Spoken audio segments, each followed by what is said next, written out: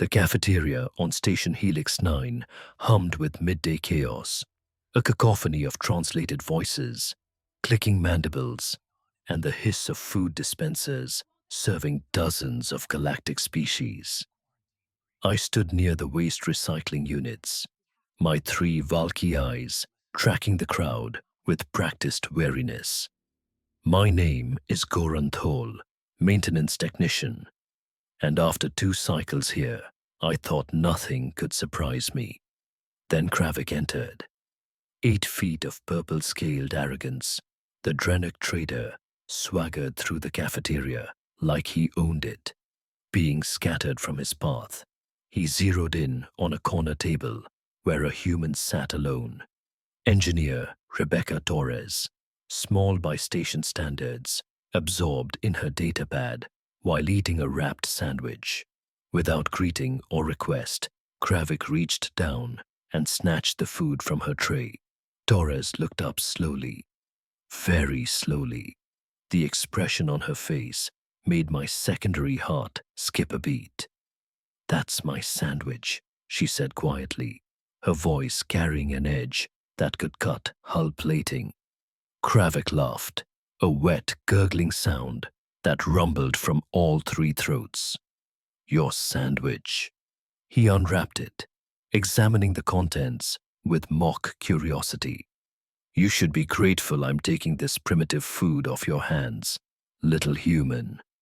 Torres stood up with deliberate slowness that should have warned him. Should have, but Kravik was too pleased with himself to notice. "Put the sandwich down," she said, still smiling. That smile worried me more than any threat could have. "Or what?" Kravik sneered, taking an enormous bite. Pieces fell to the floor as he chewed loudly. "What's a tiny human going to do?" Torres tilted her head. I tried to be reasonable. What happened next defied physics. Torres moved like lightning. Her hand shot out, grabbed Kravik's wrist and twisted. The crack echoed through the cafeteria like a gunshot. Kravik's scream followed immediately after. The sandwich fell. Torres caught it mid-air with her free hand. Before the 8-foot Drenok could process his broken wrist, she swept his legs. 400 pounds of scaled muscle crashed to the floor, shaking nearby tables. Torres was on him instantly, one knee pinning his back, his shattered wrist twisted at a nauseating angle behind him. She took a bite of her sandwich, chewed thoughtfully. "Here's what's going to happen," she said conversationally, mouth still half full. "You're going to apologize for stealing my lunch. Then you're going to apologize for insulting humans. Then you're going to apologize to the Felixians over there." She gestured with her sandwich toward the kitchen staff. "Because they make excellent food and deserve respect. And then you're going to leave and never speak to me again." Kravik, displaying either courage or stupidity, tried to fight back. He bucked, twisted, used every ounce of his superior muscle mass. Torres didn't budge. She simply adjusted her position, applied more pressure. Kravik screamed again. "That's a no then?" Torres asked, taking another bite. "Look, I'm hungry and you're wasting my break." Station security pushed through the gathering crowd. Officer Marcus Reed, human, and his Vaxian partner, Quillix. Reed took one look at the scene and sighed like a man who'd dealt with this before. "Torres," he said wearily, "please tell me you didn't start this." "He stole my sandwich," Torres replied, still maintaining her pin on Kravik's back. I asked nicely. He declined aggressively. Reed pinched the bridge of his nose, and breaking his wrist was necessary. He insulted Earth's gravity rating. Reed nodded, as if this explained everything. He turned to me. "You witnessed this." All three of my eyes moved in agreement. The Drennick took her food without permission. Reed addressed his confused partner. Check the security feeds, Quillix. If the witness statement matches, this is self-defense of personal property. Station regulations are clear. You don't touch another being's food without permission. It's Rule 7, Torres called out helpfully. After, don't breach the hull, don't start fires, and don't experiment with exotic matter in residential sections. Reed gestured for her to release Kravik. She stood, brushing off her jumpsuit while finishing her sandwich. Kravik scrambled up, cradling his wrist, his purple scales pale with shock. This isn't over, he hissed at Torres. You have no idea who you're dealing with. I have connections. You'll regret this. Torres smiled sweetly. Looking forward to it. Reed and Quillix escorted the still muttering Kravik from the cafeteria. The crowd slowly dispersed, though I noticed beings now gave Torres's table considerably wider berth. The Felixian kitchen staff brought her a replacement sandwich, refusing payment. She thanked them graciously, sat down, and returned to her datapad as if nothing had happened. I should have finished my nutrient paste and forgotten the whole incident. But something told me this wasn't over. Kravik wasn't the type to let humiliation slide, and Torres had just made herself a dangerous enemy. That evening, station-wide alerts started buzzing. Kravik had been found in Cargo Bay 7, in pieces. Pieces didn't adequately describe what had been done to Kravik.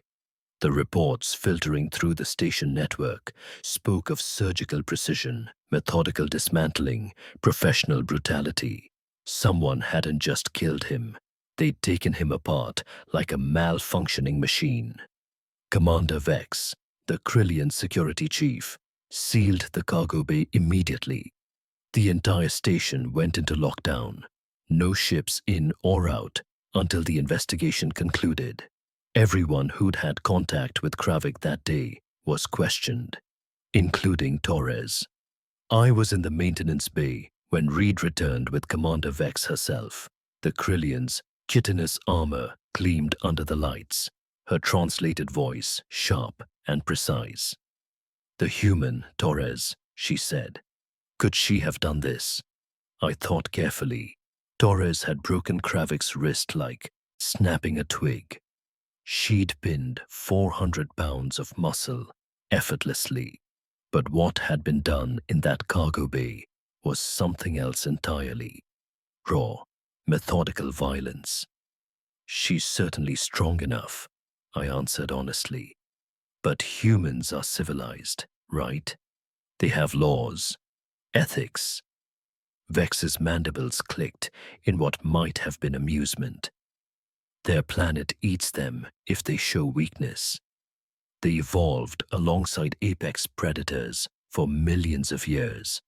They learned to hunt back and became better at it than anything else on their world. She paused. Torres has an alibi. She was in a security meeting when Kravik died. Multiple witnesses. But you don't believe in coincidences, I said. No. Vex's eyes glinted. Someone sent Kravik a message in a language even a stubborn Drennick could understand. That night, I couldn't sleep. Every time I closed my eyes, I saw Torres's smile. Knowing, dangerous, controlled. The galaxy had underestimated humans. We'd looked at their soft skin, their relatively weak frames, their diplomatic pleasantries, and categorized them as prey that got lucky. We were wrong. 3 days later, while repairing systems in the maintenance tunnels, I overheard 2 human voices. Low, careful. Investigations stalling, one said. Good. Let it stall. Kravik's gone. Nobody's mourning him. Is your transport confirmed? 2 days. I'll be gone before they can question me again. A pause. Then, Earth thanks you for your service. I didn't do it for Earth. I did it because nobody threatens our people, especially not over a sandwich.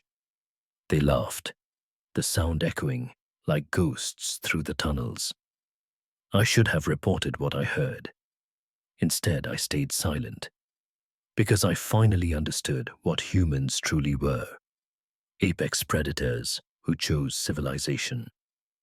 And when you took away that choice, when you threatened one of their own over something as simple as stolen food, you met the creatures that conquered a death world.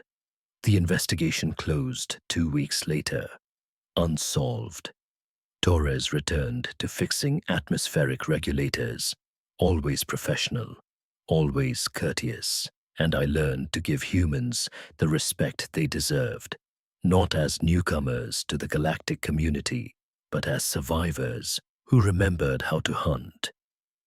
Kravik learned that lesson the hard way, in pieces,